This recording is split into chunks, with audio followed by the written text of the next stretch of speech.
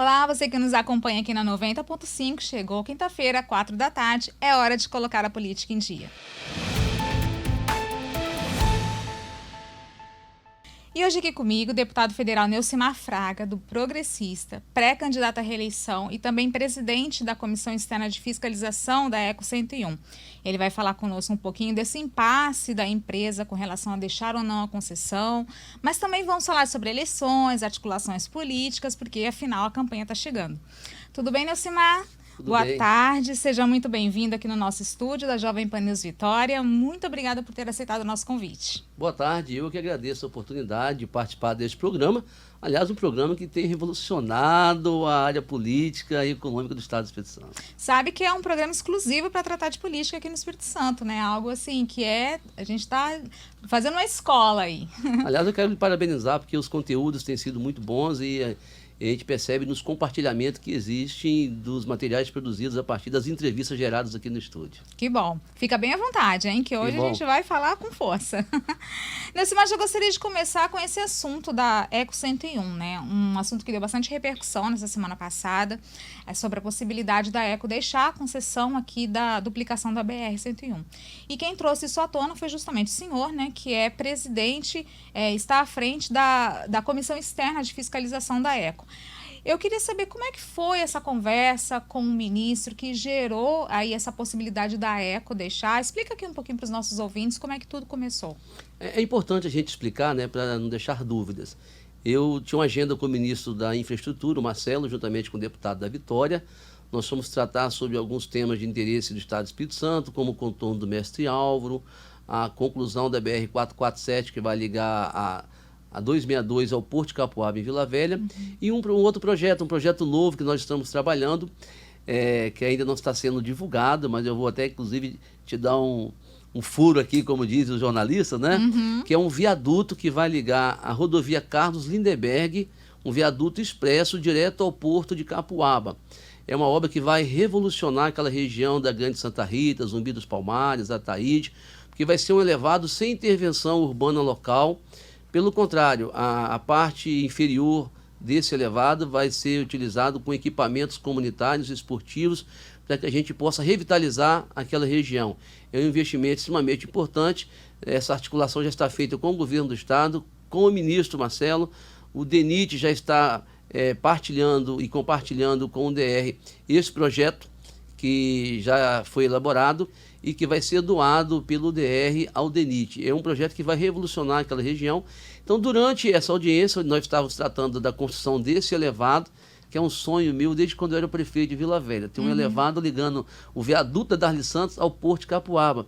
De vez em quando tem alguns protestos ali na região, o pessoal queima pneu ali por causa de alguma coisa local, até muitas vezes manifestações locais da comunidade, interrompe toda a trajetória de um porto. E o custo de um navio parado é muito grande. E às vezes fica parado durante um dia ali, sem entrada de carreta, sem a saída, e o custo operacional é muito grande, gera multas para os comandantes de navio, né, para os armadores. Então, acho que é uma obra extremamente importante numa região que é muito carente em Vila Velha, que vai melhorar a mobilidade, vai reduzir custo, vai reduzir tempo e vai reduzir acidentes. Muitas pessoas já tiveram suas vidas ceifadas ali naquela estrada. Sim. Durante essa audiência, eu conversei também com o ministro, fui cobrar dele se existia um calendário por parte da ECO 101, um cronograma de obra para o início das obras de duplicação da 101 Norte, porque é um trecho da concessão que está totalmente parado. Foi quando ele espontaneamente me disse, olha, inclusive recebi informação por parte da assessoria que caso o TCU mantenha a decisão que implica na redução de pedágio como forma de penalidade à ECO 101 por não cumprimento do cronograma de duplicação, ela pode deixar o contrato, pode inviabilizar o contrato. Isso nos trouxe preocupação. Eu nem tratei isso com a imprensa naquela semana, eu fui compartilhar com o governador, compartilhei com algumas federações, depois eu fui indagado por você, né? Teve uma informação e eu confirmei realmente o fato ocorrido. E o ministro, na sua vinda ao Espírito Santo na sexta-feira passada lá em Ares, confirmou que realmente existe essa preocupação por parte do Ministério da Infraestrutura, mas que nós iríamos trabalhar para evitar que chegasse a esse ponto. Por quê? que eu não defendo o rompimento de contrato, eu defendo o cumprimento do contrato. Eu acho que existe um contrato que tem que ser cumprido. É claro, a ECO alega uma série de motivos pelos quais o contrato não está sendo cumprido na íntegra, e são esses motivos e essas motivações que serão fruto de um debate em uma audiência pública que nós vamos realizar no dia 30 agora de junho, na Comissão de Viação e Transporte da Câmara, onde nós teremos oportunidades de colocar para sentar naquela mesa o IEMA, o IBAMA, a ECO 101, a NTT e o Ministério da Infraestrutura. Nós vamos saber quais são as razões pelas quais o contrato ainda não foi executado na íntegra. Então, cada um desses segmentos, dessas instituições, terá a oportunidade de dar ali o seu parecer, que nós não queremos criar problema, nós queremos resolver o problema da duplicação 101. E o rompimento de contrato nessa altura, com certeza, traria grandes prejuízos, transtornos, e ninguém garante que as obras iniciariam mais rápido depois e nem com preço mais em conta. Por isso, nós estamos preocupados em resolver esse problema. Como eu fui nomeado coordenador por parte do Lira para fiscalizar a execução do contrato da BR-101, eu já apresentei um requerimento de audiência pública que foi aprovado, e dia 30 nós teremos essa audiência lá na Câmara Federal. Inclusive, o senhor citou a passagem do ministro por aqui, né, o ministro Marcelo Sampaio, e ele disse, né, na entrevista, logo após a inauguração lá da pista do aeroporto de Linhares, que ele tentaria ali intermediar a questão junto ao TCU. Houve algum avanço de lá para cá? O senhor também falou que tentaria uma audiência no tribunal. Já solicitei a audiência ao TCU, ao ministro Augusto Nardes. Deve ser pautado talvez para terça ou quarta-feira da próxima semana. E já conversei com o governador, assim que for disponibilizado o horário da agenda, ele quer participar também. E o ministro também ficou de nos ajudar nessa articulação. Então, além da audiência já marcada para o dia 30, nós temos essa audiência já solicitada no TCU, para que nós possamos fazer um debate, ouvir as partes e não deixar que uma decisão do TCU venha colocar ainda mais lenha na fogueira, né? Nós queremos resolver o problema. Nós não queremos rompimento do contrato, queremos cumprimento do contrato. Por isso é importante a gente intermediar. Eu tive a oportunidade já de receber a medalha do pacificador, que é a maior honraria do Exército Brasileiro. Então eu quero ser um pacificador desse processo, eu quero construir pontes ao invés de rompimento do contrato, que é o que está neste momento mais em evidência. Agora, Neucimar, a principal reclamação da concessionária seria essa decisão do TCU para que, determinando um desconto na tarifa do pedágio. O que, no caso, agrada os usuários da concessionária, né, os motoristas. Por exemplo, o senhor sabe já que desconto seria esse, o percentual desse desconto? Porque também tem a questão do usuário que está transitando ali, pagando um pedágio que é considerado alto, né? Teve um aumento recente, e a pista não está totalmente duplicada, tem 10% só de duplicação em 9 anos de concessão. Olha, Fabi, esse contrato ele é um contrato que ele merece um estudo e uma reflexão. Na verdade, essa concessão deveria ter ocorrido em 2007. Na época, houve um movimento político no Espírito Santo para que a BR-101 não fosse incluída no processo de concessão, que os capixabas passariam a pagar pedágio, já tinha um histórico ruim com a terceira ponte, na época, estavam muitos conflitos, e foi retirada, então, a concessão da 101 em 2007. Aí o governo federal fez a concessão da Campos a Rio de Janeiro, em Belo Horizonte a Brasília e outros trechos no Brasil, e nós ficamos por fora. Quando os capixabas perceberam que mesmo pagando pedágio estava mais fácil ir para o Rio de Janeiro, de Campos até o Rio, do que daqui para Cachoeiro, aí pediram para incluir a BR-101. A BR-101 em 2013 foi feita a concessão, mas houve um grupo de empresários capixabas que participaram da licitação, depois entraram na justiça, e depois de uns 2 anos isso foi resolvido. E eles começaram a fazer parte como sócios da ECO 101, mas houve ali também várias desavenças, né, contradições. E em 2018, finalmente, a ECO 101 comprou a parte dos sócios capixabas, e aí ela começou a trabalhar. Mas veio também a pandemia logo em seguida. Houve aí uma redução também do fluxo, né? A ECO alega queda de receita, mas isso não é o maior problema. porque quando foi feito o contrato de concessão, existiam algumas garantias por parte do governo federal. Por exemplo, a área deveria estar livre de desapropriação para que a obra pudesse ser tocada. E isso não aconteceu também. A licença ambiental, por exemplo, deveria ter acontecido em 2013. Até hoje, de 2013 até junho de 2022, a Eco 101 não tem a licença por parte do IBAMA para tocar as obras do trecho da BR-101 Norte. Foi dado no ano passado, em novembro, uma licença prévia, mas a licença prévia ela não permite instalação de obra, só permite que os estudos sejam avançados, que haja um catalogamento das espécies vegetais, para que depois haja a supressão vegetal e aí sim, depois a licença de instalação, a licença de obra. Então, olha só, o TCU está aplicando a penalidade por base numa pressão popular, inclusive do parlamento, mas nós temos que ouvir as partes, nós temos que ouvir a Eco 101.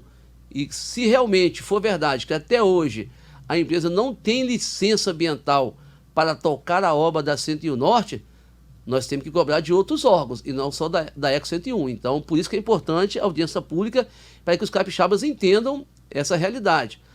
O que o TCU está fazendo, aplicando essa penalidade, de mandar reduzir o preço do pedágio, a culpa é de quem? É da Eco 101 ou é do governo que não entregou a BR nas condições que prometeu no contrato de concessão? São dos órgãos ambientais que não liberaram a licença ainda?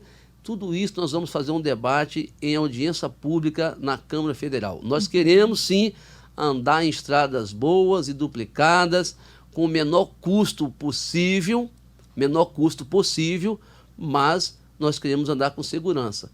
E por isso que nós, agora, como coordenador desse contrato, nós vamos agir. E eu tenho certeza que nós vamos dar uma resposta para o povo capixaba e nós temos que dar um fim nessa novela. Só fechando esse assunto, caso a concessionária resolva por uma devolução amigável, que o ministro falou que é possível também, ela pode ser punida, ela pode ter que devolver dinheiro, consta no contrato algum tipo de punição à empresa? E o que a bancada pode fazer para que o Estado não fique no prejuízo em caso de uma devolução da concessão? Bom, a primeira coisa, todo contrato reza as partes contraditórias, né? Caso o contratante ou o contratado não cumpra com a sua função. Então, primeiramente, vai ter uma disputa jurídica para saber, olha, não foi executado por quê? O Estado prometeu entregar uma estrada com desapropriação livre e não entregou. A licença ambiental, até agora que é responsabilidade do Estado, também não foi entregue para a gente. Isso tudo pode ser questionado na Justiça. Aliás, assim, uma pergunta a ser feita: quanto que a Eco 101 arrecadou e quanto que ela já gastou? Quanto que ela arrecada mensal e quanto que ela gasta mensal para custeio e para investimento?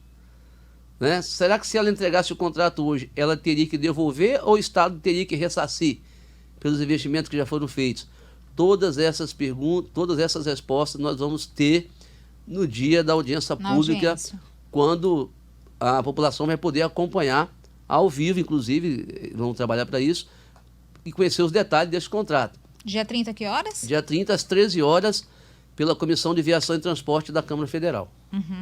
Ok, Nilcimar, a Câmara também votou um relatório, né, que veio agora do Senado, sobre o projeto que surgiu na Câmara da redução do ICMS dos combustíveis, né, que colocou um teto com relação à cobrança desse imposto nos estados. Como que ficou o texto final? Olha, esse projeto é um projeto extremamente importante. Nós sabemos o peso que os combustíveis têm na inflação.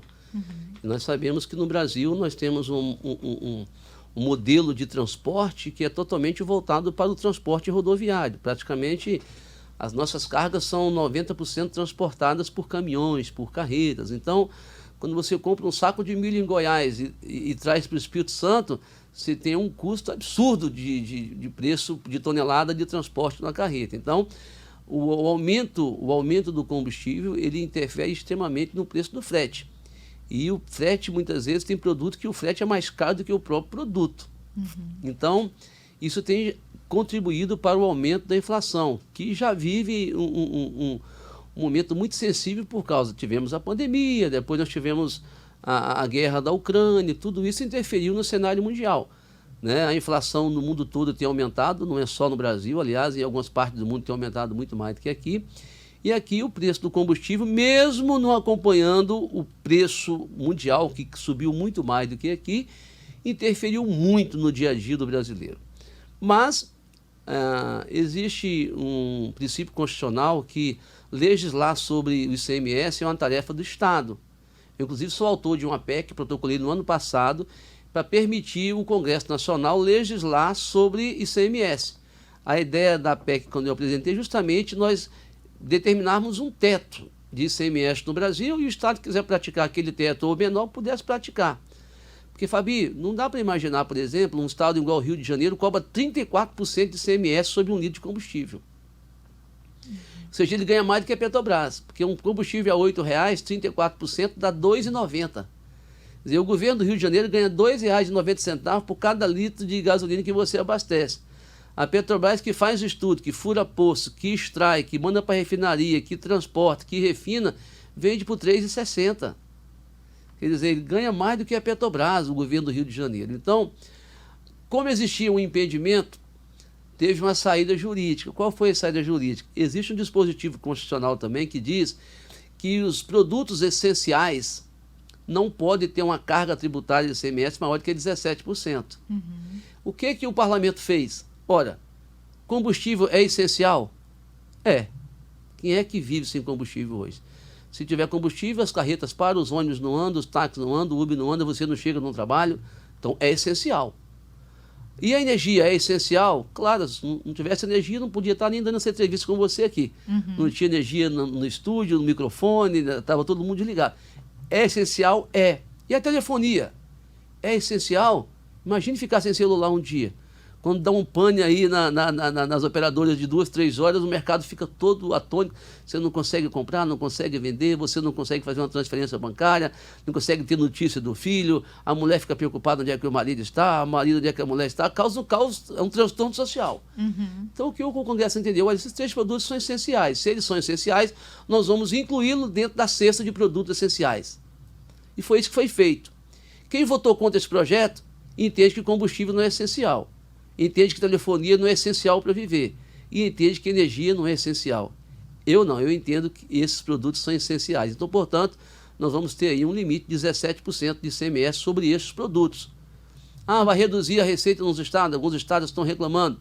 Essa é uma crítica, né? Até ia te perguntar, porque a principal crítica é da redução da receita nos estados e municípios, e também alguns falam que isso não vai mudar muita coisa por conta da política de preço da Petrobras, né?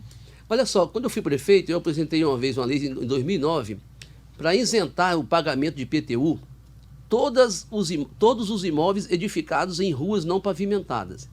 Naquela época, em Vila Velha, tinha 1.200 ruas sem drenagem, sem pavimentação. A minha equipe econômica, tributária, prefeito só não pode abrir mão de receita, a lei de responsabilidade fiscal não permite. Falei, olha, existe uma coisa chamada justiça fiscal. Eu não acho justo quem mora em uma rua sem drenagem, sem pavimentação, pagar o mesmo IPTU de quem mora na rua pavimentada há 50 anos. E eu aprovei a lei. E o IPTU dobrou a arrecadação. Nós saímos de 17 para 34 milhões. Então, essa informação, vai cair receita? Quem é que garante que vai cair receita? No Brasil, o imposto é sobre o consumo. Se eu não consumo combustível, eu vou consumir outra coisa. Aliás, se eu consumo 40 litros de combustível no mês, se o combustível abaixa o preço, eu posso consumir 60. Eu posso consumir 70. Ao invés de vir de ônibus, eu posso vir de carro. Ao invés de vir de carona, eu posso vir com o meu próprio carro. Então, ninguém tem a certeza de que realmente vai cair receita. E o governo fez o seguinte, olha, se cair receita, se cair mais de 5%, nós vamos repor. Então, está feito o desafio. Se a receita de ICMS dos estados cair de mais do que 5%, o governo tem um gatilho de ressarcir os estados. Portanto, não vai haver prejuízo. Eu acho que o Congresso acerta quando vota a favor da inclusão desses produtos na cesta básica como produtos essenciais à sobrevivência e a vida normal do dia a dia da sociedade brasileira. Em algum momento o governo do nosso estado pediu voto contrário a essa matéria? Não. O governador Renato Casagrande é uma pessoa bem sensível, né? Embora ele seja governante, ele também é consumidor. Tem família que consome, então ele sabe que esse projeto foi uma boa sacada do Congresso Nacional para resolver esse impasse. Pode haver uma queda de receita em um ponto, mas aumenta a arrecadação no outro segmento. E os governos estão, todos eles, com um colchão bem macio. Dá para segurar muito tempo. Então, o governador apoia essa medida? Vai, com certeza, não sei se ele vai dizer que apoia, mas ele não pediu voto contrário para ninguém. E eu conversei com ele sobre isso. Falando ainda de projetos, Neucimar, na Câmara, o senhor apresentou uma proposta para acabar com a saidinha temporária, né, de presidiários. Em que pé que está esse projeto? Já foi votado? Esse projeto foi incluído na pauta. Nós vamos ter agora, no mês de julho, uma Semana da Segurança Pública. Nós vamos votar diversos projetos na área da segurança pública. Projetos que alteram o Código de Processo Penal, projetos que aumentam a pena, que classificam crimes como hediondos, que penaliza alguns tipos de crime que ainda não estão incluídos no Código Penal. E eu sou membro da Comissão de Segurança, inclusive nós já indicamos na comissão quais os projetos que nós temos interesse que entrem nessa pauta. E esse projeto que proíbe as saidinhas de presos no Brasil já está escolhido, inclusive, pela Presidência da República e agora pautado pela Câmara como um dos projetos prioritários a serem votados na Semana da Segurança Pública na Câmara Federal no mês de julho. Então, seria proibir todas as saidinhas, aquelas em datas comemorativas, de todos os presidiários, independente de bom comportamento ou não? Olha só, o que é bom comportamento? Na cadeia, todo mundo tem que se comportar bem mesmo. O cara está preso. Quer ver se comportar bem aqui fora. Entendeu? Quando o filho está de castigo dentro do quarto, ele fica quietinho, mas quando ele está fora, longe do pai, longe da mãe, é que ele apronta. Então, dentro da cadeia, o preso tem que ter bom comportamento mesmo. Agora, a sociedade não aceita alguns criminosos que matou o pai e matou a mãe, e no dia das mães sai com benefício da saidinha. Isso é uma afronta muito grande. Além disso, Fabiana, eu fui presidente da CPI do sistema carcerário no Brasil. Eu visitei todos os presídios do Brasil. Eu conversei com o preso, eu entrava dentro de cela para conversar com o preso. O Instituto da Saidinha, ele acaba se tornando um problema para a sociedade, que uma boa parte dos presos que saem acabam cometendo crimes. Como o Estado não tem um controle das cadeias no Brasil, quem manda nas cadeias são os chefes, principalmente de tráfico, que controlam os presídios. Quando algum desses presos sai em benefício de saidinha, muitos deles têm que cumprir missão aqui fora para o chefe da cadeia. Sabe por quê? Porque ele vai voltar para dormir na cadeia. E se ele não cumprir a missão, quando ele voltar, ele vai pagar caro lá dentro da cadeia. E muitos têm que cumprir missão aqui fora, que seja de matar, ou de assaltar, ou de roubar. Alguns, quando voltam, têm que voltar com munição, têm que voltar com arma, têm que voltar com chip de celular, e acabam colocando em risco a sua própria liberdade. Então, eu sou da seguinte tese: quando o cidadão está preso para passar uma semana em casa, ele pode vir e ficar o resto da vida, porque ele não vai ter mais problemas. Agora, eu não concordo. Para mim, alguns crimes não tinha que ter nem progressão de regime. Crimes contra a vida, por exemplo. O cara mata seu pai e sua mãe, agora está com bom comportamento e resolveu o problema do seu pai e sua mãe que morreu? Não. Então ele tem que cumprir a pena integral. O Brasil é um dos poucos países do mundo que tem esse regime. Aliás, tem várias pérolas no sistema prisional brasileiro que não existe no resto do mundo, inclusive a visita íntima, né, que acontece nos presídios brasileiros, coisa que nós estamos tratando no Congresso Nacional. Mas além desse projeto, eu apresentei outros 2 projetos que eu estou trabalhando para incluir na pauta. Um é que obriga a instalação de scanners nas rodovias brasileiras, IBRs. Hoje você vai no aeroporto, você é escaneado, seu corpo é escaneado, sua mala é escaneada. Os contêineres que chegam nos portos são escaneados. Por que as carretas não podem ser escaneadas nas BRs brasileiras? A Federal tem alguns scanners móveis. Eu estou propondo a instalação de scanners fixos, inclusive aproveitando a estrutura das praças de pedágio, para a gente evitar tráfico de animais silvestres, tráfico de drogas e tráfico de armas. Ou seja, 70% dos crimes dessa modalidade serão reduzidos no Brasil se nós conseguirmos instalar scanners nas rodovias e BR brasileiras. E um outro projeto meu, é um projeto também polêmico, é um projeto que permite a prisão imediata de réu confesso. Porque hoje a lei só permite prender por flagrante delito ou por ódio judicial. Recentemente eu vi um caso aqui na Serra de um cara que matou uma mulher grávida de 8 meses, escondeu o corpo na sexta-feira, o corpo foi achado no domingo, na terça ele se apresentou na delegacia, assumiu que matou a mulher e o bebê e saiu andando na delegacia. O repórter questionou o delegado, mas ele confessou o crime? Confessou. E o senhor não prendeu? Não, não posso prender, porque a lei diz que eu só posso prender ele em flagrante delito, ele não foi preso em flagrante. E nem tinha ordem judicial porque não sabia quem era, então ele vai responder o processo de liberdade. Isso é uma afronta ao cidadão brasileiro. Então, eu apresentei um projeto que permite a prisão imediata do réu confesso. Ele vai ter redução de pena pelo benefício de confessar, ele vai ter prioridade no julgamento, porque já vai começar a cumprir a pena a partir da confissão, e o tempo já cumprido de pena vai ser deduzido à sentença final. Ok. Bom, nós estamos falando com o deputado federal Neucimar Fraga, do PP. Nós vamos para um rápido intervalo, mas não sai daí, porque na volta nós vamos falar sobre articulações políticas. Até já.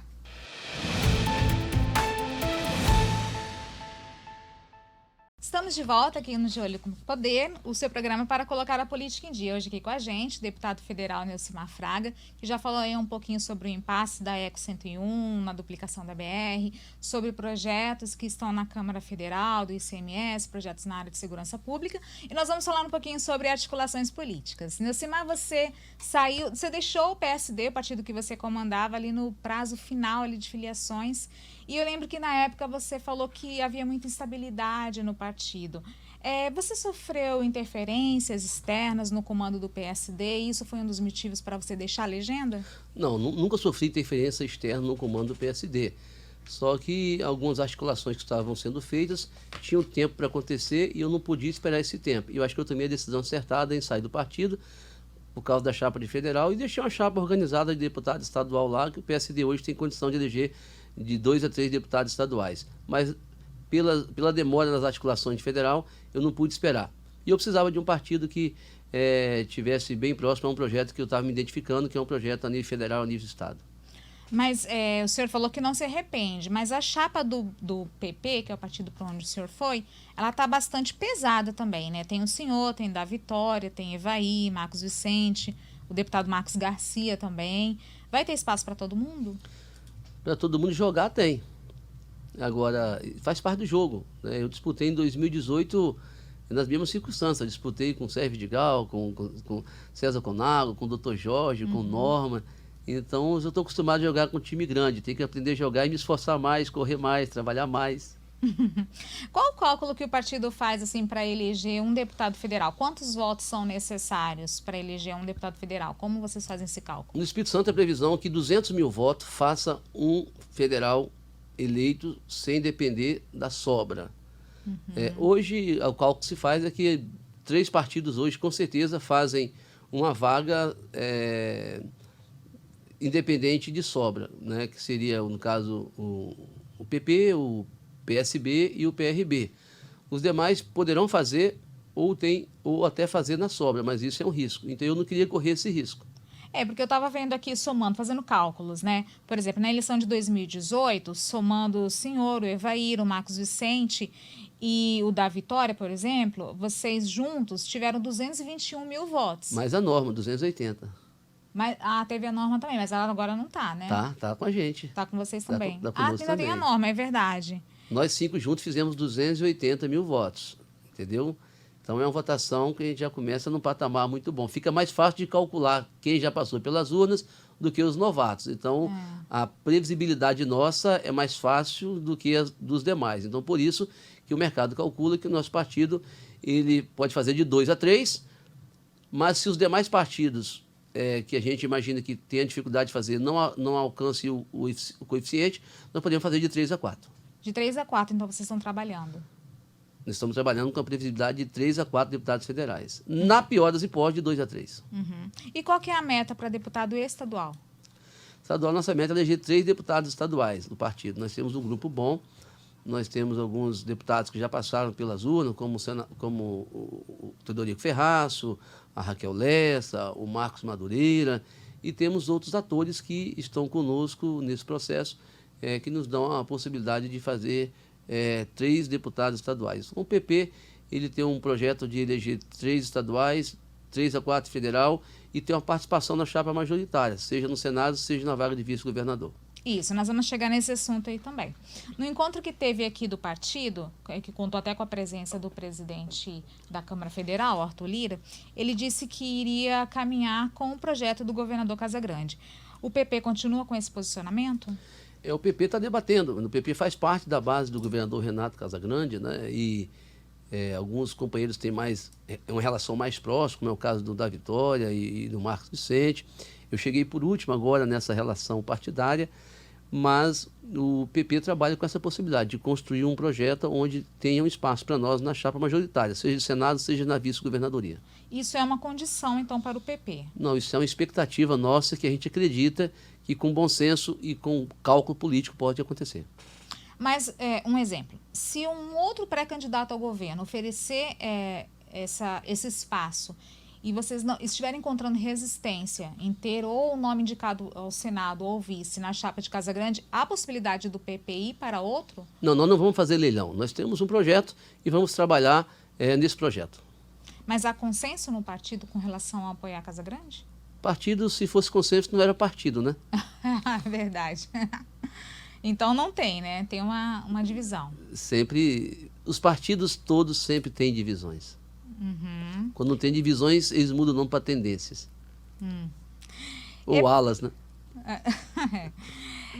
Eu pergunto porque algumas lideranças do progressista andaram conversando com outros pré-candidatos ao governo, né? Vou dar como exemplo aqui, mas tem outros, a questão do Guerino. O Guerino andou aí com o Evaí, e ele até citou aqui na entrevista que ele deu pra gente que há uma possibilidade, há um jogo aberto, e ele estaria assim conversando com um progressista.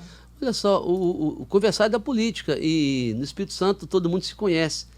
E o nosso modo de nos relacionar politicamente é sempre amigável. Então nós temos uma boa relação com todos os pré-candidatos que estão estabelecidos aí. Nós não temos nenhuma dificuldade em conversar com nenhum deles.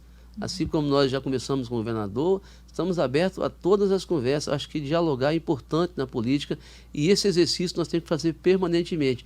E até julho e agosto tem muita coisa para acontecer ainda a nível de Brasil e a nível de Estado.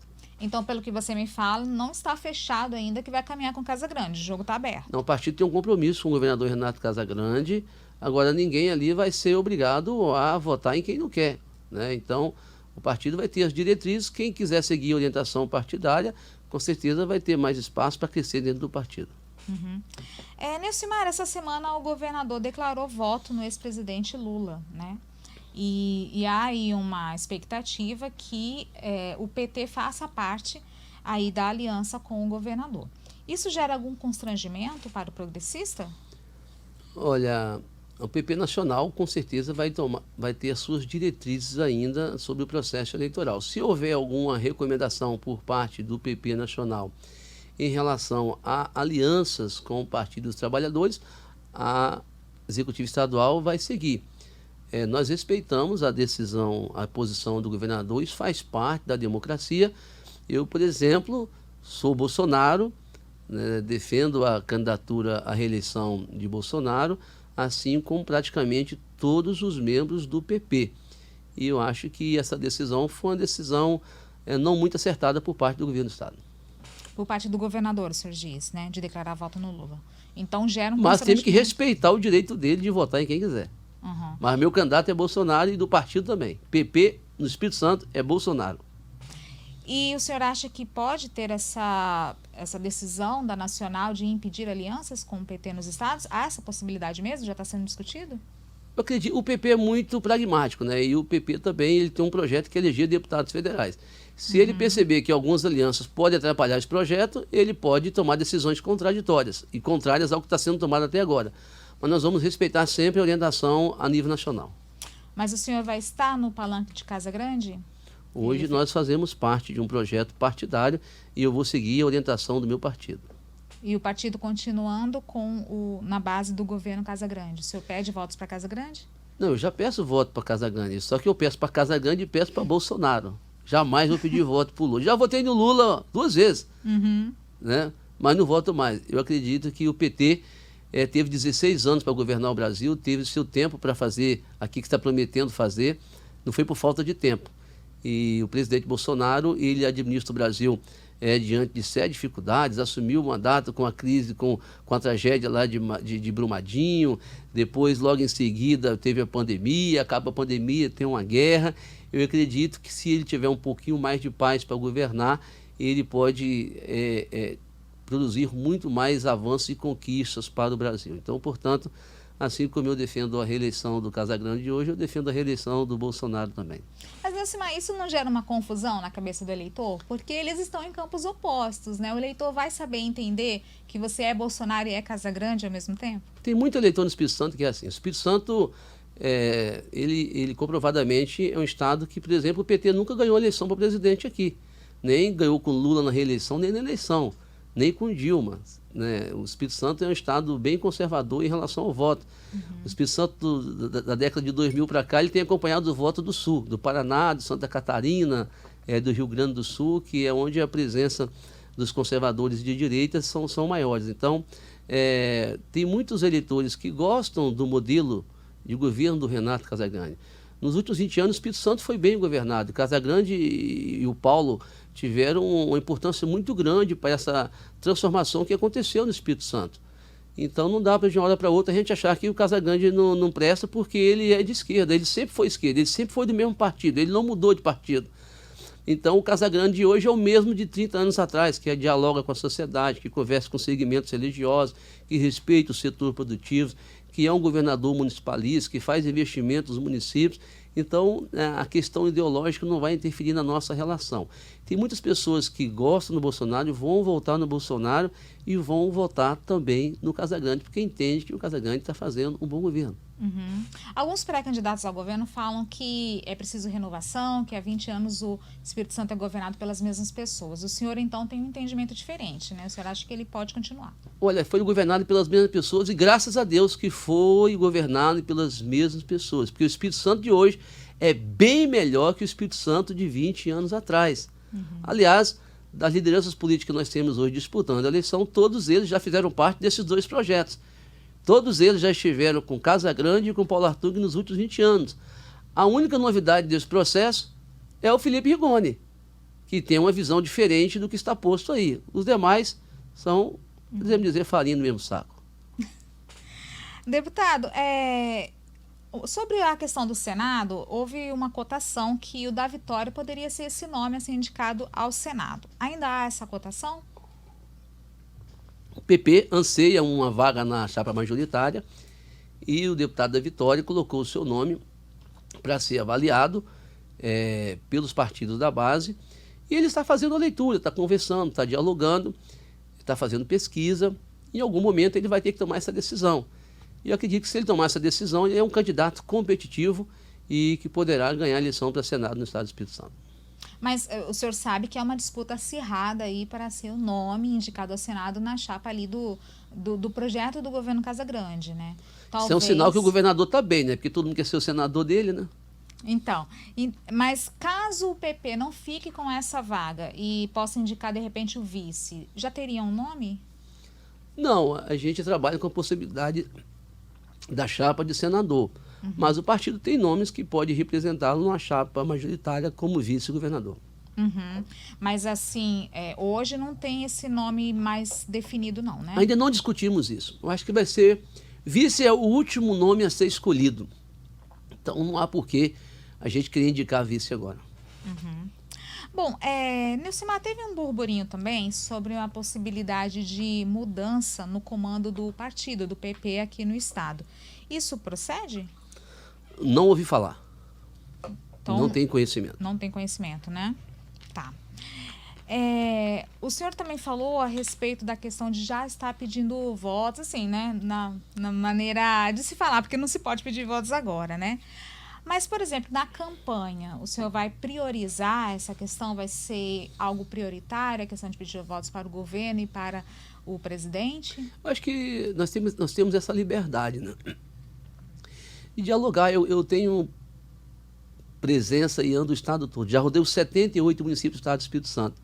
Tem municípios que o prefeito tem outras opções, que o vereador tem outras opções, e nós temos que respeitar essas dificuldades. Inclusive, a nossa conversa com o governador Renato Casagrande, quando nós nos filiamos ao PP, eu deixei bem claro: Renato, eu vou para o PP, se o PP estiver no seu palanque, você tenha certeza de que eu vou estar no seu palanque, mas eu vou pedir voto para o Bolsonaro. E sempre contra o eleitor do Bolsonaro nessas andanças por aí.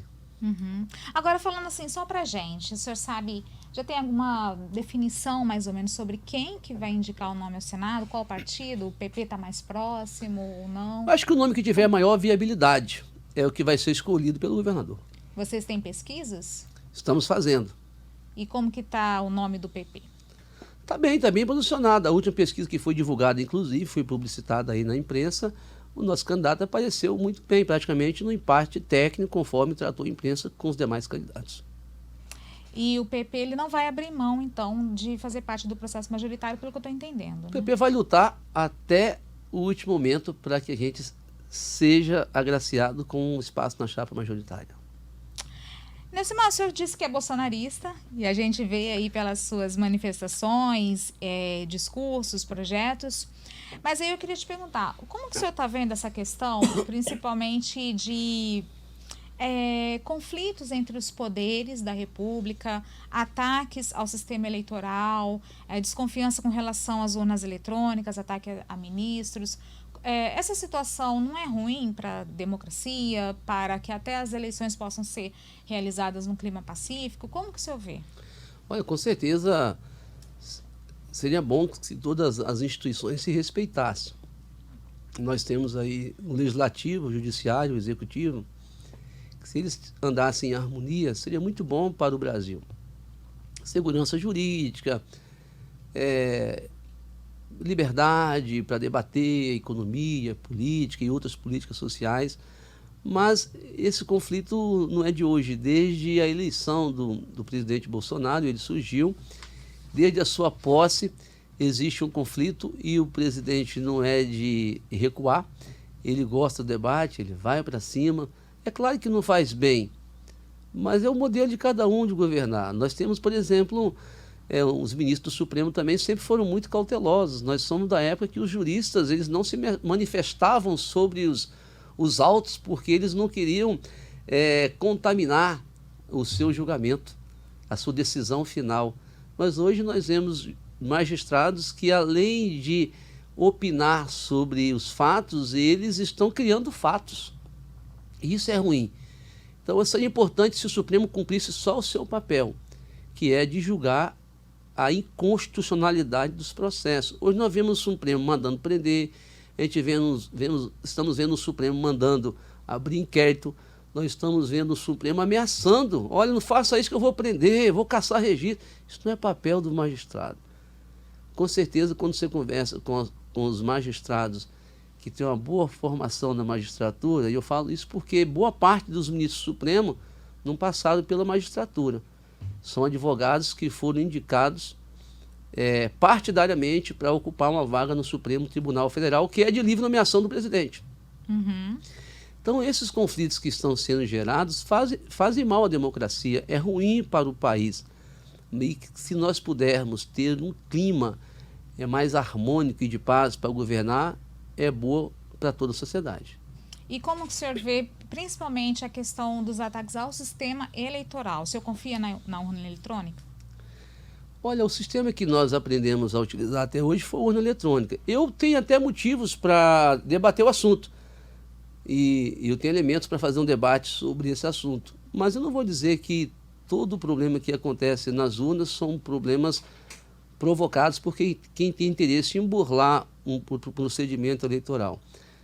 Desde que haja a possibilidade de auditar aquilo que está sendo feito, é possível a gente continuar com esse sistema. Mas também não vejo nenhuma dificuldade em você ter uma outra forma de auditar, de comprovar o voto. Às vezes, quando a gente passa um cartão de crédito num restaurante, quer a sua via? Dá opção. Não, não quero não. Você pega. Tem gente que quer. Tem gente que não quer. Confia só que o valor que foi lançado é o valor que vai aparecer na sua fatura. Então, se houver a possibilidade disso, não vejo dificuldade. Nós não podemos fazer disso um plano de governo nem um cabo de guerra. Entendi. Como que o senhor está vendo a eleição? Você acha que vai ter espaço aí para uma terceira via ou vai ser polarizada mesmo? O Lula e o Bolsonaro são dois personagens. Qualquer candidato que tentar disputar no campo de personagens com os dois não tem espaço para crescer. Teria espaço para um projeto de nação, mas ninguém conseguiu apresentar também. Então eu acredito que não haverá mudança não há mais espaço, porque os nomes que tinham possibilidade de apresentar um projeto recuaram, tentaram debater no campo da personagem. E no campo de personagem, o Lula tem muito vontade de ter um exército. Se o Lula e o Bolsonaro ficarem em casa dormindo na campanha, vai ter um exército para sair para as ruas para fazer campanha para os dois, de graça e sem custo nenhum. Mas isso o senhor acha que é positivo ou negativo? Porque acaba que os problemas reais do país não são discutidos, né? Por isso que eu falei que se tivesse um projeto que fosse maior do que os dois personagens, mas ninguém conseguiu apresentar. Quiseram fazer política o tempo todo. Ninguém se preocupou em apresentar um projeto do Brasil. Um projeto de mudança, um projeto que incluísse obras estruturantes, plantação de novas ferrovias, novos portos no Brasil, modernização dos portos, mudança na política educacional, na política da saúde. É todo mundo só criticando. Quem aparece para criticar. Não traz solução para o nosso Brasil. Então, se não aparecer um projeto maior do que os dois personagens serão protagonistas do processo eleitoral novamente. Neucimar, então, na sua opinião, não dá tempo de construir uma alternativa a Lula e Bolsonaro. A eleição vai ser polarizada. Tiveram 4 anos para construir e não conseguiram. 4 meses não vão conseguir, com certeza. Neucimar, a eleição agora é para presidente, governador, uma eleição nacional, mas daqui a 2 anos tem eleições municipais. E eu sei que está havendo já nos bastidores algumas costuras aí, alinhamentos para a eleição de prefeito em 2024. Você vai disputar a prefeitura de Vila Velha em 2024? Está muito cedo para falar de 24, mas vou cumprir meu mandato de deputado federal. E caso você não seja reeleito, é uma possibilidade? Vamos debater a cidade com os atores políticos que hoje têm aí a preferência na discussão, né? Mas você descarta ou não? Meu projeto é ser federal e ajudar a cidade, ajudar o Espírito Santo e ajudar o Brasil. Uhum. Da última eleição no segundo turno, você apoiou o Arnaldinho Borgo. A relação com ele continua a mesma? É uma possibilidade de apoio aí se ele for candidato à reeleição? Tenho ajudado Vila Velha. Fiz a maior transferência de emendas da história de Vila Velha. Foram mais de 27 milhões de emendas. Quero ajudar o meu município, ajudar a minha cidade. E acredito que posso contribuir muito como deputado federal, ajudando o Estado e ajudando a minha cidade. Uhum. Bom, a gente está chegando ao final, mas antes eu queria te perguntar, e o Vasco? Neucimar? O Vasco está bem, hein? O Vasco voltou a nos alegrar, né? E a torcida voltou a acreditar. Domingo agora foram mais de 60 mil torcedores no estádio. Tá certo. Bom, gostaria de deixar esse tempinho para você se despedir aí dos nossos ouvintes, todos aqueles que nos acompanharam. Passou rápido, né? Muita coisa ainda por falar, mas a gente vai deixar para ir para uma próxima. Eu quero agradecer a oportunidade. Eu acho que debater, discutir, conversar sobre o Estado, sobre o Brasil é extremamente importante. Eu estou muito feliz com o meu mandato, estou de volta ao parlamento com muita vontade, muita garra. Já rodei os 78 municípios do Estado do Espírito Santo e fico feliz em poder contribuir com a transformação do Brasil, do Estado e de muitos municípios do Espírito Santo.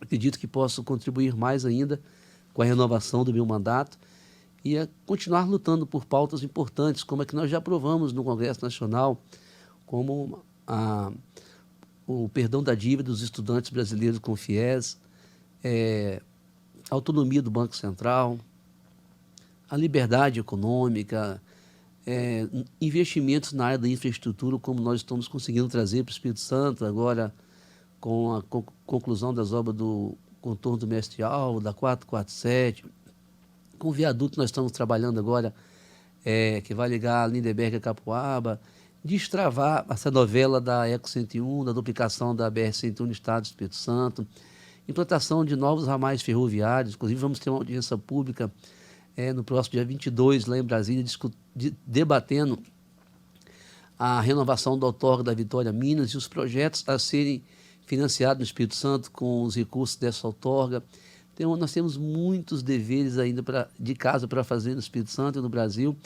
Eu estou muito feliz com a minha atuação no parlamento, nas comissões de segurança, de educação, de viação e transporte.